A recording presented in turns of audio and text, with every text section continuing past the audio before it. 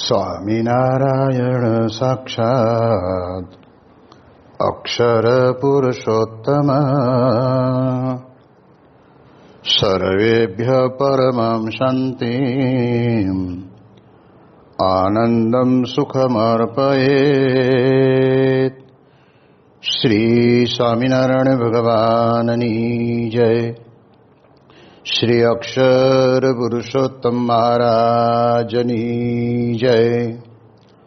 શ્રી ગુણાતીતાનંદ સ્વામી મહારાજની જય. શ્રી પ્રમુખ સ્વામી મહારાજની જય. શ્રી મહંત સ્વામી મહારાજની જય. પ્રગટ ગુરુ હરિ પરમ પૂજ્ય મહંત સ્વામી મહારાજની આજ્ઞા અને આશીર્વાદથી આપણે બધા નિત્ય પ્રાતઃ કથાનો લાભ લઈ રહ્યા છીએ. આજે આપણા માટે મે મહિનાની 11મી તારીખ અને શનિવારનો મહાપવિત્ર દિવસ છે અને 1243મો દિવસ થાય છે. અને કહત હૈ સહજાનંદ એ વિષય ઉપર 894મો દિવસ થાય છે. ભગવાન સ્વામિનારાયણ ગરડા પ્રથમ પ્રકરણના 58ના વચનામૃતની અંદર અદ્ભુત વાત કરતા આપણને એક રસ્તો બતાવે છે કે ગમે તેવા મલિન સંસ્કાર હોય તો પણ તે નાશ પામે. ક્યારે? તો કે જો મોટા પુરુષનો રાજીપો થાય તો, સંતની પ્રસન્નતા આપણા જીવનની અંદર આપણને બહુ જ બાકીના બધા જ રસ્તા સરળ કરી આપે છે અને એ જ આપણા માટે મહત્વનો સીધો માર્ગ છે. એટલે જેમ આપણા ગુણાતીત ગુરુવર્યોએ મોટા પુરુષ પોતાના ગુણાતીત ગુરુઓને કેટલા બધા રાજી કર્યા અને એના કારણે કરીને એ ગુણાતીત ગુરુવર્યોના જીવનની અંદર કેટલી પરમ શાંતિ વર્તે છે. એવી જ રીતે આ સત્સંગની અંદર પણ આપણે ઘણા બધા સંતો હરિભક્તોને પણ આપણે જોઈએ છીએ કે એમણે જ્યારે રાજી કર્યા છે એના કારણે કરીને મોટા પુરુષ અતિશય કૃપા કરીને જીવનની અંદર ગમે તેટલી નાની મોટી ભૂલો કરેલી હોય તો પણ એને સહજ દ્રષ્ટિ માત્રે કરીને ટાળી નાખે છે. પ્રચલિત પ્રસંગો છે એટલે વધારે વિસ્તરણ નહીં કરું, પણ જેમ કહેવાય છે કે ઋષુભાવાળા સરકાર, રામસંગ બાપુ, આ બાજુ આપણે જોઈએ તો સુભાષભાઈ પટેલ, આ બધાના જીવનની અંદર કેવી વિપરીતતા હતી. જે આમ લોક જગતની દ્રષ્ટિએ પણ જોવા જાવ તો પણ કહેવાય છે કે એ ક્યારેય ભગવાનને માર્ગે આજીવન પર્યંત વળશે કે નહીં વળે એ કોઈ વિચારી ન શકે. અને એને બદલે મોટા પુરુષ અતિ કરુણાએ કરીને, જેમાં આપણે ઋષુભાવાળાની વાત કરીએ તો એમને ઘરે ગયા અને એમણે જે કંઈ કર્મો કર્યા હતા એ તો બરાબર છે, પણ સાથે સાથે પોતાના જીવનની અંદર દારૂના નશાની અંદર ચકચૂર રહેતા હતા અને બધી જ પ્રકારની પોતાના જીવનની અંદર કુકર્મની રીતને પોતે વળી ગયેલા હતા. અને પ્રમુખ સ્વામી મહારાજના અમૃત વચનો કહ્યું કે સ્વામી કે બાપુ આપ તો તમે તો સિંહ કહેવાઓ. જંગલની અંદર પણ સિંહ રહેતો હોય, ગમે તેટલા દિવસનો ભૂખ્યો થયો હોય તો પણ કહે છે કે ક્યારેય સરસ મજાનું હરિયાળો લીલું ઘાસ પણ ખાવાય નહીં. પણ જ્યારે એને એનો ભગવાને ખોરાક નક્કી કર્યો છે એ પ્રમાણે જ્યારે એને પ્રાપ્ત થાય ત્યારે એ પોતાના જીવનની અંદર એનાથી જ પોતાનું પેટનું પોષણ કરે. એ તો આપણે જાણીએ છીએ કે વન્ય પ્રાણી છે, તો પણ તો આપણે તો જગતની અંદર તમારી કેટલી મોટી જબરજસ્ત વિભાવના છે કે તમે લોકરક્ષક કહેવાઓ. લોકનું, સમાજનું રક્ષણ કરવાનું એક ક્ષત્રિયપણું તમારા જીવનની અંદર રહેલું છે. અને એના કારણે કરીને લોકની અંદર આવું કરવાને બદલે તમે આ પ્રમાણે જ્યારે દૂષણની અંદર છો તો અમે તમને વાત કરીને કહીએ છીએ કે તમે આ છોડી દો. પરંતુ એમને પણ પોતાના મનની અંદર છોડવાની તો ઈચ્છા હશે જ. પરંતુ કહેવાય છે ને કે જ્યાં સુધી મોટા પુરુષના આશીર્વાદ અથવા તો એમની પ્રસન્નતા ન મળે ને ત્યાં સુધી વ્યક્તિ કોઈ દિવસ આવા જેને કહેવાય ને દૂષણોમાંથી મુક્તિ મેળવી શકતો નથી. અને સ્વામીશ્રીની ને એમની ચાર આંખો ભેગી થઈ અને પ્રમુખ સ્વામી મહારાજે પોતે તે વખતે એમને હાથમાં જળ આપીને કહ્યું કે બોલો હવે ક્યારે પણ દારૂ, માંસાહાર, ચોરી, લૂંટફાટ કે પછી મારામારી કાંઈ નહીં કરવું. આટલા જ વાક્યોની અંદર વૃષભાવાળા સરકારનું જીવન બદલાઈ ગયું. 1973ની અંદર જ્યારે પ્રમુખ સ્વામી મહારાજને હાર્ટ એટેક આવ્યો અને પછીના સમયની અંદર સ્વામી બાપા મુંબઈ આરામ કરવા માટે બિરાજ્યા હતા. ત્યારે તે વખતે વૃષભાવાળાને એમ થયું કે હું પ્રમુખ સ્વામી મહારાજનો શિષ્ય બન્યો છું અને એ મારા ગુરુ છે, એમાં ભગવાન અખંડ રહ્યા છે. તો અત્યારે હાર્ટ એટેક પછીના એ વિશ્રામ લીલાની અંદર મુંબઈ બિરાજે છે, તો મારે આપણે ગામડાની ભાષામાં કહીએ ને કે મોઢે થવા જવું જોઈએ, એટલે મળવા જવું જોઈએ. યોગાનુયોગ અમે પણ ત્યાં હતા. અને ત્યારે તે વખતે પૂજ્ય વિવેક સાગર સ્વામીએ જાહેરાત કરી કે આપણી આ સભાની અંદર પ્રમુખ સ્વામી મહારાજના અમૃત વચન વડે કરીને, અમૃત દ્રષ્ટિ વડે કરીને એમનો રાજીપો મેળવ્યો છે એવા વૃષભાવાળા સરકાર પોતે આવ્યા છે. તો એકાદ પ્રસંગ આપણને સત્સંગ થયા પહેલાંનો જણાવશે. અને તે વખતના સમયની અંદર એમને માઇક આપ્યું. માઇકમાં પોતે ઊભા થઈને બોલ્યા કે અત્યારે હું આ તમારી સત્સંગીની સભામાં ઊભો છું, એનો પ્રતાપ જો કોઈ હોય તો પ્રમુખ સ્વામી મહારાજનો જ પ્રતાપ, એમની કૃપા ને એમનો રાજીપો. અને પછી કહ્યું કે હું જ્યારે સત્સંગમાં જોડાયેલો નહોતો ત્યારે ભાવનગર પંથકની અંદર મારી જબરજસ્ત રાડ હતી. પોલીસ કમિશનર પણ મને પકડી શકે નહીં, લઈ જઈ શકે નહીં. અને અમે બધા ભેગા થઈને એવું કરતા કે જેથી કરીને લોકો પરેશાન હતા. એમાં એક વખત બહુ વધારે પડતો દારૂ પી ગયો હશું અને પીને હું બહાર નીકળ્યો.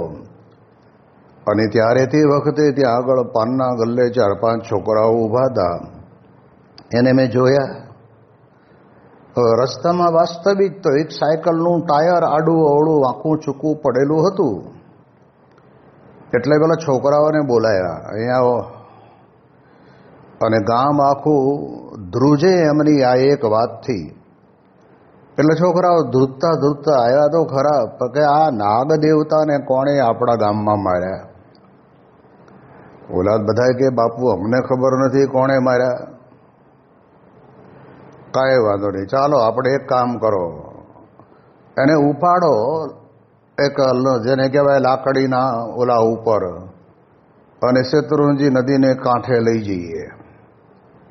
એ બધા છોકરાઓની સાથે વૃષભ સરકાર પણ પોતે ભેગા ગયા અને 2-3 જણાને કીધું કે જા ભલે રાત પડી ગઈ, પણ વાણિયાની દુકાન ખોલાવીને ઘી લઈ આવો. આ નાગ દેવતા આપણે ત્યાં આગળ આવી રીતે કોઈ માર્યા હોય ને મરી ગયા હોય તો આપણે એનો અગ્નિ સંસ્કાર કરવો પડે. 2-3 જણાને કે તમે લાકડાના કરકટિયા ભેગા કરી આવો, એ કઈ આગા પાછા થઈ શકે એમ હતા નહીં. ઓલા લોકો ઘી લઈને આવ્યા, આ બાજુ લાકડા લઈને આવ્યા, અને ત્યાં બરાબર ગોઠવીને પછી સાયકલનું ટાયર હતું ને એને અગ્નિદાહ આપવાનો હતો એટલે અગ્નિની અંદર મૂકી દીધું. અને ધીરે રહીને બધું બળી જવા આવ્યું ત્યારે ધીરે રહીને ઋષુભા સરકાર કે જો નાગ દેવતાનો અગ્નિ સંસ્કાર થયો ને એટલે બધાએ હાવબોળ કપડે આ શેત્રુંજી નદીમાં નાહી લો.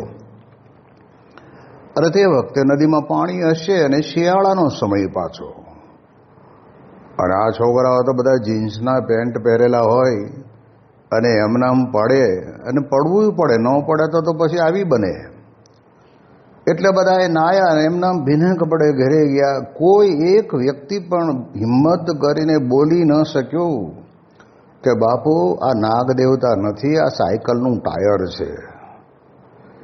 આવી પ્રકૃતિ મારી હતી અને આવો હું હતો. આવા તો અનંત છે, એક બે નહીં.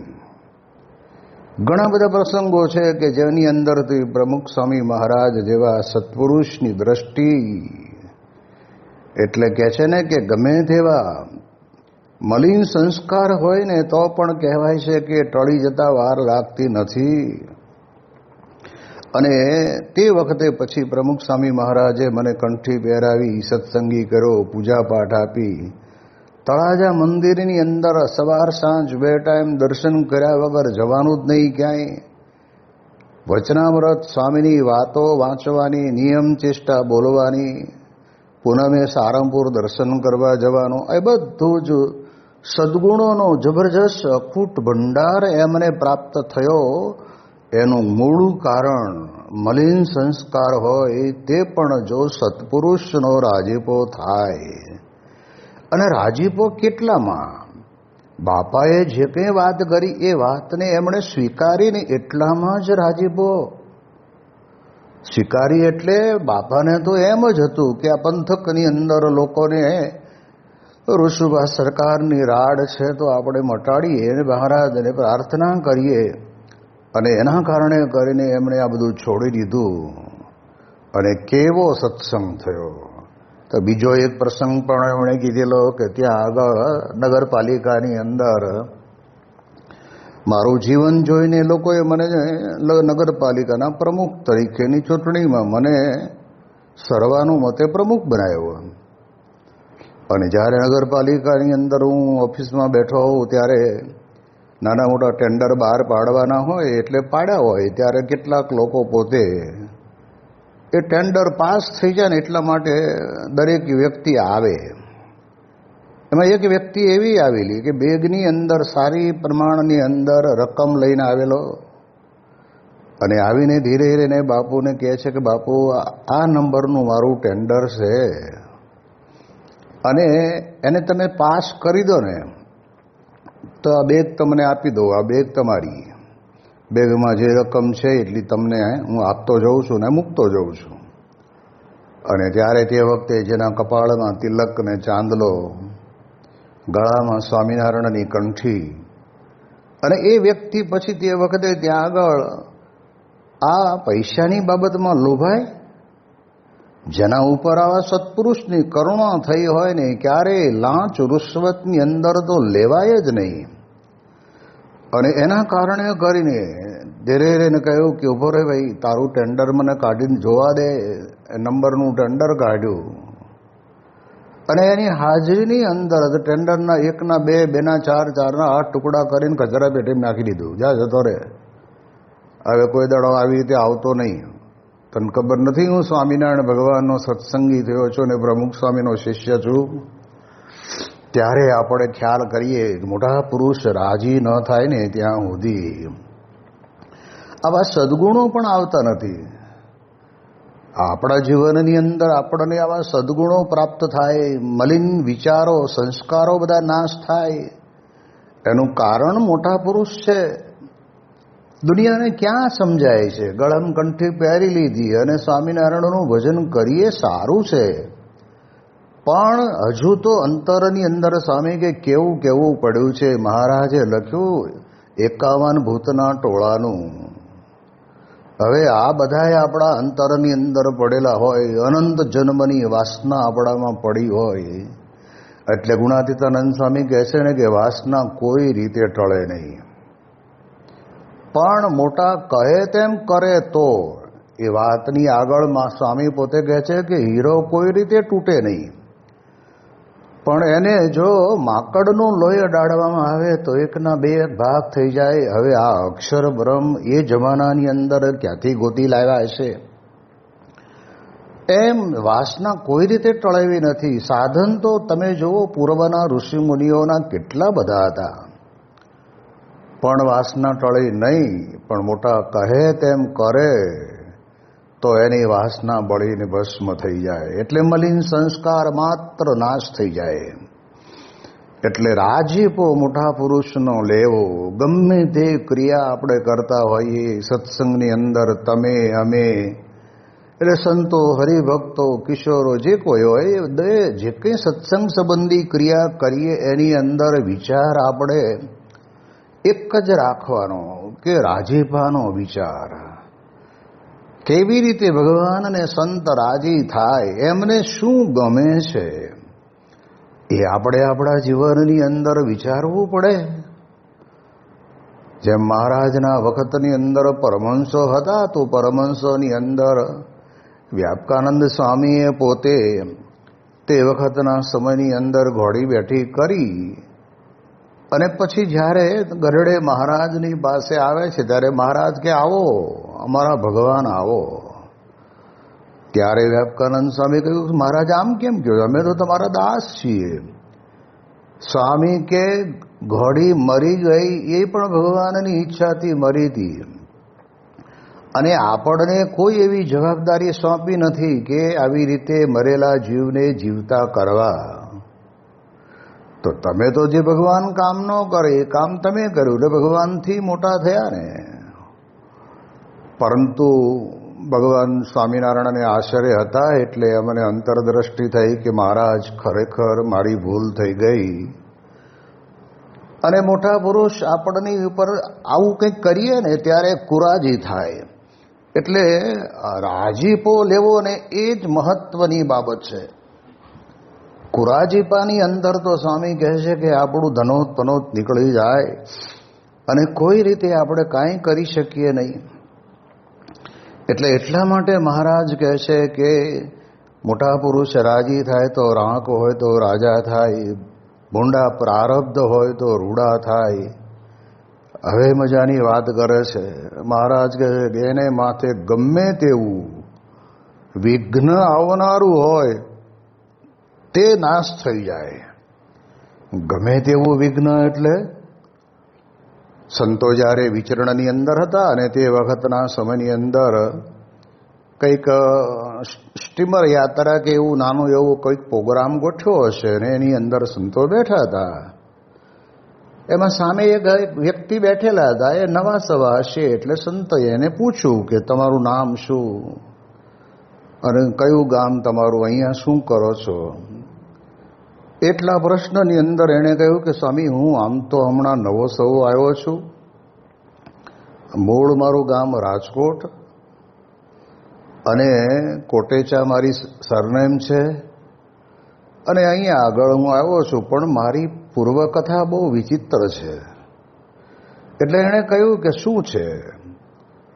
તો કે તે વખતે લગ્ન ગ્રંથિથી જોડાઈને હું અહીંયા આવ્યો, અને આવ્યા પછી ધીમે ધીમે કરતાં કરતાં આ ઓઇલ કંપનીઓની અંદર કામ કરીએ, એટલે મારો સંસાર બરાબર ચાલતો હતો.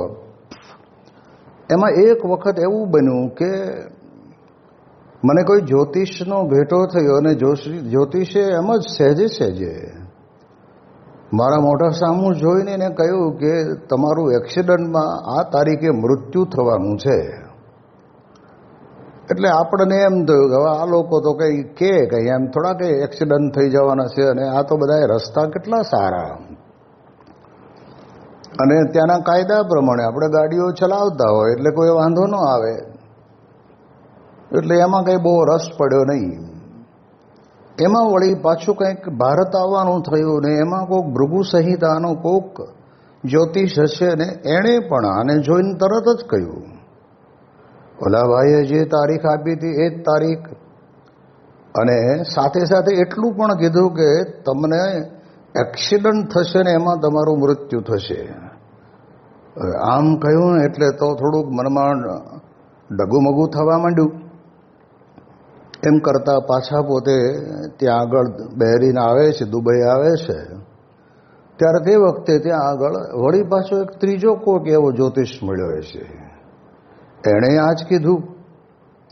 એટલે હવે ત્રીજા ઘાયે એના અંતરની અંદર વેદના શરૂ થઈ કે અમારો પરિવાર, મારા છોકરા, દીકરા, દીકરી, મારું ઘર, આ મારા શેર સર્ટિફિકેટ, બધું હું ગમે ત્યારે મને આ એક્સિડન્ટ થઈ જશે તો બધું કોણ આનું સંભાળશે? એટલે ત્યાં આગળ એનો કોઈ મિત્ર નીતિન જૈન કરીને રહેતો હતો, એને બોલાવીને કહ્યું કે દોસ્ત મારું જરા તું આટલું ધ્યાન રાખજે, આ હું તને બધું સમજણ પાડી દઉં છું. નીતિન જૈન કે તારે આવું કોઈ વિચાર કરવાનો નહીં, તને બધું સારું જ છે, તું મનમાંથી કાઢી નાખ. એવા વિચારમાં ને વિચારમાં ચડી ગયેલા આ ભાઈને અમેરિકાથી ફોન આવ્યો, એના મામાના દીકરા નીતિન, એનું નામ નીતિન, અને એને કહ્યું કે હું ઇન્ડિયા આવું છું તો વાયા દુબઈ થઈને જાઉં છું, એટલે હું તમારે ઘરે એક રાત રોકાઈશ. વાંધો નહીં. આવ્યા એટલે એનું શરીર લેવાઈ ગયેલું, અને એ સમયની અંદર એને પોતાના મનની અંદર એમ થયું કે આમ કેમ ભાઈ આ તું આવું શરીર થઈ ગયું તારું? એટલે બધી જ માંડીને એણે વાત કરી કે આવી રીતે 3 જગ્યાએ એક જ સરખી વાત કરી અને કહ્યું કે આ તારીખે અને આ મહિનાની અંદર તારું મૃત્યુ થવાનું છે અને એક્સિડન્ટમાં મૃત્યુ થશે. અને ત્યાં તો એ નીતિન એનો મામાનો દીકરો ભાઈ હતો, એણે કીધું કે એવું કાંઈ ના હોય, ભગવાનની ઈચ્છા વગર કશું થતું નથી, અને આપણે એવું મનમાં રાખવું નહીં. કે ના રાખવું નહીં, હું તો માનીને જ બેઠો છું. એટલે એ વખતે એના ભાઈએ એવું કીધું નીતિને કે તું એક કામ કર, હું ઇન્ડિયા જાઉં છું અને ઇન્ડિયાની અંદર પ્રમુખ સ્વામી મહારાજ મારા ગુરુ છે. અરે કે હું કંઈ એવા બહુ કે સાધુ બાધુ માનતો નથી ને તારે જવો હોય તું જા, હું નથી આવતો. પણ વિનંતીના ભાવની અંદર કહ્યું ને કે ચાલ ને ચાલ, તું ભલે તારે ન માનવું એ વસ્તુની વાત જુદી છે, પણ તું આવો. અને એના કારણે કરીને એ પોતે ત્યાં આગળ જાય છે. અને જાય છે એટલે સુરત મંદિરની પ્રતિષ્ઠા હતી, અને તે દિવસે બાપા સવારે પૂજા કરી અને આવતા હશે ને આ લોકો 2 જણા ત્યાં પહોંચી ગયેલા. તો રસ્તામાં નીતિનને, અમેરિકાવાળા નીતિનને જોયો એટલે તરત કહ્યું કે ભાઈ ક્યારે આવ્યા? કે સ્વામી હમણાં જ આવ્યા છીએ. તો બાપા મારે આપને મળવું છે. સ્વામી કે બોલ ને, અત્યારે આપણે વાત કરી લઈએ ઉભા ઉભા. ત્યારે પ્રમુખ સ્વામી મહારાજને કહ્યું કે સ્વામી આ કેસ જરાક મોટો છે એટલે શાંતિથી મળવું પડશે. તો સ્વામી કે એક કામ કરો, સંતને એને નાસ્તા પાણી કરવા માટે મોકલી દીધા. સ્વામીએ ઉકાળા પાણી કરી લીધા અને પછી એને બોલાવ્યા. બોલાવીને એને વાત કરી કે સ્વામી અમારો જેને કહેવાય ને કે ફઈનો દીકરો ભાઈ થાય, મામા ફઈના ભાઈઓ થઈએ અમે, એટલે એને ભૃગુ સંહિતાના જ્યોતિષોએ એવું કહ્યું છે કે આ તારીખે ને આટલા વાગે તારો કાર એક્સિડન્ટ થશે ને તારું મૃત્યુ થશે. એટલે એવી એને બહુ અંતરની અંદર ચિંતા રહ્યા કરે છે. આટલું જ્યાં નીતિને કહ્યું ને ત્યાં સ્વામી બાપાએ તરત જ એના મસ્તક ઉપર હાથ મૂક્યો, હાથમાં પાણીની બોટલ લીધી અને એને કે લાવો તારો જમણો હાથ. જમણા હાથમાં પાણી આપ્યું. કાળ કર્મ માયા યમ દૂધ ભયાદમ સ્વામિનારાયણ શરણમ પ્રપન્નોસ્મિ સપાતો માં મંત્ર બોલી અને બાપાએ કીધું કે જાઓ, તમારો વાંકો વાળ નહીં થાય. આટલામાં જ પ્રમુખ સ્વામી મહારાજ એને આવા આશીર્વાદ આપી દીધા, રાજીપો દર્શાવી દીધો. પણ આને મનમાં બેઠું નહીં. બહાર નીકળીને એને કહે કે હું આ કંઠી બંઠી નહીં રાખવું હો ભાઈ, ત્યાં પરાણે મને વળગાડી છે એટલે થાય શું કે તું રાખે ને, તમે સોનાની ચેન પહેરી હોય તો આપી હોય કોઈએ તો તું કાઢી નાખ. તો મેં સમજીએ પણ તું રાખજે. એ બધો પ્રસંગ પૂરો થયો ને એ બે પાછા ત્યાં દુબઈ થઈને ઓલો ભાઈ તો અમેરિકા ગયા. થોડા દિવસની અંદર આ પ્રમાણે અહીંયા આગળ કહેવાય છે કે પ્રમુખ સ્વામી મહારાજનો કાર્યક્રમ એ ત્યાં આગળ દૂર પૂર્વના દેશોની અંદર બહેરીન ને આ દુબઈ ને અબુધાબી ને બધે હતો. એની ખબર પડી નથી ને એટલે એણે કહ્યું કે ગુડ ન્યૂઝ, કે શું છે કે આપણે જે પ્રમુખ સ્વામી મહારાજના દર્શન કર્યા હતા ને એ પ્રમુખ સ્વામી મહારાજ તમારે ત્યાં આવે છે, એટલે તું છે ને ગાડી લઈને એરપોર્ટ ઉપર લેવા જજે અને આ સેવા તું આટલી કરજે જે કંઈ રહે એટલા દિવસ. સારું, વાંધો નહીં, હવે આપણે કંઈ એક વખત મળ્યા છીએ એટલે આપણે જઈશું. તો બાપા પોતે ત્યાં એરપોર્ટ ઉતર્યા ત્યારે ત્યાંના હરિભક્તોએ તો બાપા માટે વ્યવસ્થા કરી જ હોય. હવે આ તો નવો સવ હતો એટલે એને બહુ ખબર નહોતી. જેવા પ્રમુખ સ્વામી મહારાજ પોતે ત્યાંથી પ્લેનમાંથી ઉતર્યા અને બહાર આવે છે ત્યારે કહ્યું કે આ નીતિનનો ભાઈ હું છું અને મને એને કહ્યું છે કે તમને ગાડીમાં બેસાડીને ઉતારે લઈ જવાના છે, એટલે હું આવ્યો છું ગાડી લઈને. સ્વામી કે અહીંયા કાર્યકર્તાઓએ વ્યવસ્થા કરીએ છીએ, જોઈ લઈએ. અને પછી એને કહ્યું કે સારું, તમે ગાડી લઈને આવ્યા જ છો તો એક કામ કરો, ઠાકોરજીને તમારી ગાડીમાં બેસાડો. એટલે એને મનમાં શંકા ગઈ કે મારું કાર એક્સિડન્ટમાં મૃત્યુ થવાનું છે, એટલે પ્રમુખ સ્વામી મહારાજ પોતે બેઠા નહીં અને બીજા બે સંતોને બેહાર્યા. ભગવાનને લઈને સંતો બેઠા હતા. ઉતારે આવ્યા, આખો દિવસ ત્યાં રહ્યો. પછી સાંજે જતી વખતે એને કહ્યું કે સ્વામીજી કંઈ કામ હોય તો કાલે આવું. સ્વામી કે તારે રોજ આવવાનું, સવારે આવી જવાનું ને સાંજે રાત્રે મોડા જવાનું. અને એ તો આવ્યો બીજા દિવસે. એટલે બીજે દિવસે પૂછ્યું શું કામ? કે બસ આ ઠાકોરજીને લઈને તારે ત્યાં આગળ જ્યાં પૂજા પાઠ કરવાના હોય એ સ્થાન ઉપર જવાનું, પૂજા પૂરી થઈ જાય એટલે ઠાકોરજીને લઈને પાછા ઉતારે આવવાનું. સાંજે પાછી સભા થતી હોય ત્યારે તે વખતે ત્યાં જવાનું. આ પ્રમાણે તારે સેવા કરવાની છે. એટલે આને મનમાં ફિટ થઈ ગયું કે એ એક્સિડન્ટ થવાનો છે, એના કારણે તે પ્રમુખ સ્વામી મહારાજ પોતે બેસતા નથી. અને એવા સમયની અંદર તે વખતે આમ કરતાં કરતાં 10 દિવસ નીકળી ગયા અને પછી ત્યાંથી બીજી જગ્યાએ જવાનું હતું. એટલે આ નીતિન જેને કહેવાય કે આ એનો ભાઈ બહુ થોડોક આગળ પડતો હશે, એટલે ત્યાં બધા પાસપોર્ટ લઈ અને ત્યાં આગળ ઇમિગ્રેશનની અંદર એ પોતે ગયો. હવે એને પ્રમુખ સ્વામી મહારાજનો પાસપોર્ટ જોયો. હવે વાસ્તવિક બનેલું કેવું કે જેટલા બધા જ્યોતિષે એ કહ્યું હતું એ બધાએ એવું તો કીધું હતું કે તારું કાર એક્સિડન્ટમાં મૃત્યુ થશે, પણ કોઈ ન ઉપરથી નામવાળી વ્યક્તિ તને કંઈ મળે ને તો કદાચ તું ત્યાં એમાંથી બચી જા. એટલે સ્વામી બાપાના પાસપોર્ટ ઉપર તો આપણે તો બધા પ્રમુખ સ્વામી કરીએ અને નામમાં તો નારાયણ સ્વરૂપદાસ લખેલું હતું. એટલે એકદમ એ તો ખુશ થઈ ગયો. અને ઓલા જે તારીખ એને આપેલી હતી મૃત્યુની એ તારીખ પણ જતી રહી. અને એકદમ ઉતાવળે પગલે આવ્યો અને પ્રમુખ સ્વામી મહારાજના ખોળામાં માથું મૂકીને એમણે કહ્યું કે સ્વામી ઓલી પેલી તારીખ ગઈ. સ્વામી કે ભગવાન બેઠા છે, ભગવાન તમારી ગાડીમાં રોજ આવ્યા ગયા, એટલે તમારો વાંકો વાળ પણ ન થાય. એ જે શબ્દ પ્રમુખ સ્વામી મહારાજે પોતે કહેલા હતા એટલે એ શબ્દ એને યાદ આવ્યા. અને અહીંયા મહારાજ આપણને કહે છે ને કે ગમે તેવું એને એમાંથી વિઘ્ન આવનારો, આ વિઘ્ન જ કહેવાય, તો એનો નાશ થઈ જાય. પણ એ નાશ કોણ કરે?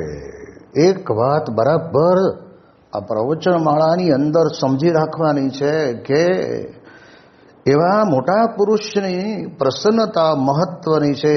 એ રાપડા ઉપર રાજી થાય તો કહે છે કે વિઘ્ન ટળી જાય. એટલે એટલા માટે થઈને મહારાજ આપણને આ વચનામૃતની અંદર સમજાવે છે કે મોટા પુરુષનો રાજીપો બહુ મોટું કામ કરે છે. એટલે આપણે સત્સંગ કરતાં કરતાં વિચાર તો આ જ કરવાનો. જે કંઈ નાની મોટી સેવા પરિચર્યા કરીએ એની અંદર પણ વિચાર આ કે હું સેવા પણ એવી જ કરું કે મોટા પુરુષ રાજી થાય. એટલે એટલા માટે મહારાજ પોતે અહીંયા આગળ કહે છે કે મોટા પુરુષની રાજીપાના કારણે કરીને ગમે તેવું વિઘ્ન આવનારું હોય તોય નાશ થઈ જાય. એની વિશેષ વાતો આપણે આવતીકાલે કરીશું. શ્રી સ્વામિનારાયણ ભગવાનની જય.